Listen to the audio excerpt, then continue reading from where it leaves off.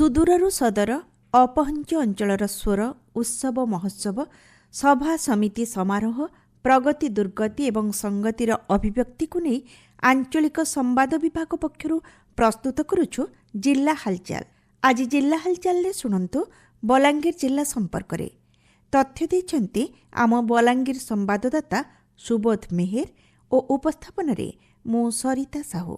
ରାଜ୍ୟରେ ଆୟୁଷ ଚିକିତ୍ସାକୁ ପ୍ରାଧାନ୍ୟ ଦିଆଯିବ ଓ ନୂତନ ଆୟୁଷ ଡାକ୍ତରଖାନା ଖୋଲାଯିବ ବୋଲି ସ୍ୱାସ୍ଥ୍ୟମନ୍ତ୍ରୀ ଡକ୍ଟର ମୁକେଶ ମହାଲିକ କହିଛନ୍ତି। ରାଜ୍ୟରେ ଡବଲ ଇଞ୍ଜିନ୍ ସରକାର ଗଠନ ହେବା ପରେ ଆୟୁଷ ଡାକ୍ତରଙ୍କ ଦରମା ବୃଦ୍ଧି ନେଇ ବଲାଙ୍ଗୀର ଜିଲ୍ଲା ଆୟୁଷ ଡାକ୍ତର ସଂଘ ତରଫରୁ ସ୍ୱାସ୍ଥ୍ୟମନ୍ତ୍ରୀ ଓ ରାଜ୍ୟ ସରକାରଙ୍କୁ ଧନ୍ୟବାଦ ଦିଆଯାଇଛି। ଆୟୋଜିତ ସମ୍ବର୍ଦ୍ଧନା ସଭାରେ ଯୋଗଦେଇ ସ୍ୱାସ୍ଥ୍ୟମନ୍ତ୍ରୀ ଡକ୍ଟର ମହାଲିକ ଆଗକୁ ରାଜ୍ୟରେ ଆୟୁଷ କଲେଜ ଓ ଆୟୁଷ ୟୁନିଭର୍ସିଟି ପ୍ରତିଷ୍ଠା କରିବାକୁ ଡବଲ ଇଞ୍ଜିନ୍ ସରକାର ଉଦ୍ୟମରତ ବୋଲି କହିଥିଲେ। ବଲାଙ୍ଗୀର ଜିଲ୍ଲା ଆୟୁଷ ଡକ୍ଟର ଆସୋସିଏସନ୍ ତରଫରୁ ସରକାରଙ୍କୁ ସମ୍ବର୍ଦ୍ଧନା ଜଣାଯାଇଛି ଏବଂ ଏଥିପାଇଁ ମୁଁ ସରକାରଙ୍କ ତରଫରୁ ଆୟୁଷ ଡକ୍ଟର ଆସୋସିଏସନ୍ ବଲାଙ୍ଗୀର ଜିଲ୍ଲାକୁ ମୁଁ ଅନେକ ଶୁଭେଚ୍ଛା ଜଣାଉଛି। ଏହା ଆୟୁଷ ଡକ୍ଟର ଗୋଟେ ସମ୍ମାନର ପ୍ରଶ୍ନବାଚୀ ସେତେବେଳେ ଥିଲା ଯେତେବେଳେ ଆନ୍ଦୋଳନ କରୁଥିଲେ। ତ ଆମେ ଚେଷ୍ଟା କରୁଛୁ ଯେ ଆୟୁଷ ଡକ୍ଟର୍ସଙ୍କୁ ସମ୍ମାନ ଦେବା ପାଇଁ ଏବଂ ଏହି ସମ୍ମାନକୁ ହିଁ ଦେବାରେ ଉଚିତ ଟାଇମ୍ ଭାବିଛି, ଉଚିତ ସମୟ ଭାବିଛି ଭାରତୀୟ ଜନତା ପାର୍ଟି ଏବଂ ଯଶସ୍ୱୀ ପ୍ରଧାନମନ୍ତ୍ରୀ ନରେନ୍ଦ୍ର ମୋଦିଜୀଙ୍କର ନେତୃତ୍ୱରେ ଏବଂ ମାନ୍ୟବର ମୁଖ୍ୟମନ୍ତ୍ରୀ ମୋହନ ଚରଣ ମାଝୀଙ୍କର ନେତୃତ୍ୱରେ ଆଗାମୀ ଦିନରେ ଆୟୁଷର ଭବିଷ୍ୟତ ସୁରକ୍ଷିତ ରହିବ ଏବଂ ବ୍ୟାପକ ହେବ। ଏହା ହିଁ ସମସ୍ତଙ୍କୁ ମୋର ଅନେକ ଶୁଭେଚ୍ଛା ଏବଂ ଆୟୁଷ କ୍ଷେତ୍ରରେ ଗୋଟେ ବିପ୍ଳବିକ ପରିବର୍ତ୍ତନ ଆଣିବା ପାଇଁ ଆମ ସରକାର ପ୍ରୟାସ କରୁଛନ୍ତି। ସେ ମେଡ଼ିକାଲ କଲେଜ ସିଟ୍ ବଢ଼ାଇବା କଥା ହେଉ, ଷ୍ଟୁଡେଣ୍ଟଙ୍କର ଷ୍ଟାଇଫେଣ୍ଡ ବଢ଼ାଇବା କଥା ହେଉ, ଆୟୁଷ ଡକ୍ଟରଙ୍କର ସାଲାରୀ ବଢ଼ାଇବା କଥା ହେଉ କି ଆୟୁଷ ପ୍ୟାକେଜଟାକୁ ଆୟୁଷ୍ମାନ ଭାରତ ଯୋଜନାରେ ଇନକ୍ଲୁଡ଼ କରିବା କଥା ହେଉ କି ଆଗାମୀ ଦିନରେ ଆଉ ଆୟୁଷ ପଦ୍ଧତିକୁ ଆଉ ପବ୍ଲିସାଇଜ କରିବା ଏବଂ ଲୋକଙ୍କ ପାଖରେ ପହଞ୍ଚିବା ଆମର ପ୍ରାଥମିକତା ରହିବ।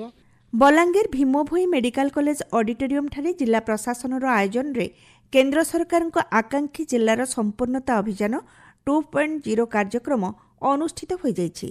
ଜିଲ୍ଲା ପରିଷଦ କାର୍ଯ୍ୟନିର୍ବାହୀ ଅଧିକାରୀ ତରଣୀ ସେନ ସୁନାଙ୍କ ସଭାପତିତ୍ୱରେ ଅନୁଷ୍ଠିତ କାର୍ଯ୍ୟକ୍ରମରେ ମୁଖ୍ୟ ଅତିଥି ଭାବରେ ଜିଲ୍ଲା ପରିଷଦ ଅଧ୍ୟକ୍ଷା ଦେବକୀ ସାହୁ ଓ ସମ୍ମାନିତ ଅତିଥି ଭାବେ ଜିଲ୍ଲାପାଳ ଗୌରବ ଶିବାଜୀ ଇସଲୱାର, ଜିଲ୍ଲା ଶିକ୍ଷା ଅଧିକାରୀ ପ୍ରଦୀପ କୁମାର ନାଗ, ସାଂସଦ ପ୍ରତିନିଧି ଦିନେଶ ଶର୍ମା ପ୍ରମୁଖ ଯୋଗଦେଇ କାର୍ଯ୍ୟକ୍ରମରେ 12ଟି ମାପଦଣ୍ଡ ଉପରେ ବକ୍ତାମାନେ ମତାମତ ଦେବା ସହ ତୃଣମୂଳ ସ୍ତରରେ କାର୍ଯ୍ୟ କରି ନିର୍ଦ୍ଧାରିତ ସମୟସୀମା ମଧ୍ୟରେ ସମ୍ପୂର୍ଣ୍ଣ କରିବାକୁ ପରାମର୍ଶ ଦେଇଥିଲେ। ରାଜେନ୍ଦ୍ର ବିଶ୍ୱବିଦ୍ୟାଳୟରେ 2 ଦିନିଆ ଗଣିତ, ପରିସଂଖ୍ୟାନ ଓ କମ୍ପ୍ୟୁଟର ବିଜ୍ଞାନରେ କମ୍ପ୍ୟୁଟେସନାଲ ଏବଂ ଡାଟା ସାଇନ୍ସ ବିଷୟକ ଜାତୀୟ ସମ୍ମିଳନୀ ଉଦ୍ଯାପିତ ହୋଇଯାଇଛି। ସମ୍ମିଳନୀକୁ କମ୍ପ୍ୟୁଟର ସାଇନ୍ସ, ଗଣିତ ଓ ପରିସଂଖ୍ୟାନ ବିଭାଗ ମିଳିତ ଭାବେ ଆୟୋଜନ କରିଥିଲେ। ଉଦ୍ଘାଟନୀ ଅବସରରେ ଉପକୁଳପତି ଜାତୀୟ ଶିକ୍ଷାନୀତି ଅନୁସାରେ ବହୁ ଶାଖାଭିତ୍ତିକ ଗବେଷଣାର ଗୁରୁତ୍ୱ ସମ୍ପର୍କରେ କହିଥିଲେ।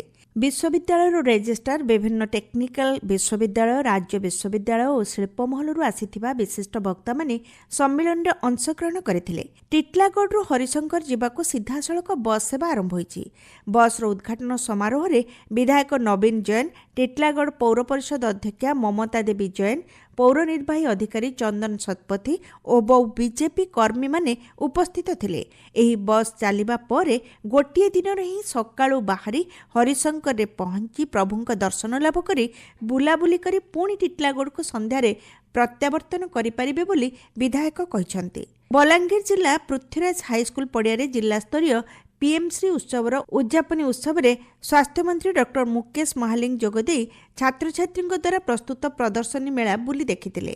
2036 ବିକଶିତ ଓଡ଼ିଶା ଏବଂ 100 ବର୍ଷ ପୂର୍ତ୍ତି ବିକଶିତ ଭାରତ ଗଠନ କରିବାରେ ଛାତ୍ରଛାତ୍ରୀଙ୍କ ମୁଖ୍ୟ ଭୂମିକା ରହିଛି ବୋଲି ମହିଳା ଡିଗ୍ରୀ ବିଦ୍ୟାଳୟରେ ଯୋଗଦେଇ ଉପମୁଖ୍ୟମନ୍ତ୍ରୀ କନକବର୍ଦ୍ଧନ ସିଂଦେଓ କହିଛନ୍ତି। ବଲାଙ୍ଗୀର ଜିଲ୍ଲା ପାଟଣାଗଡ଼ ସହରର ପାଟଣେଶ୍ୱରୀ ଡିଗ୍ରୀ ମହିଳା ମହାବିଦ୍ୟାଳୟରେ ମୁଖ୍ୟ ଅତିଥି ଭାବେ ଯୋଗଦେଇ ଶ୍ରୀ ସିଂଦେଓ ନବନିର୍ମିତ କୋଠା ଉଦ୍ଘାଟନ କରିଥିଲେ। ଜିଲ୍ଲା ହାଲଚାଲ ଆଜି ପାଇଁ ଏତିକି। ଆସନ୍ତାକାଲି ଜିଲ୍ଲା ହାଲଚାଲରେ ଶୁଣିବେ ବୌଦ୍ଧ ଜିଲ୍ଲା ସମ୍ପର୍କରେ।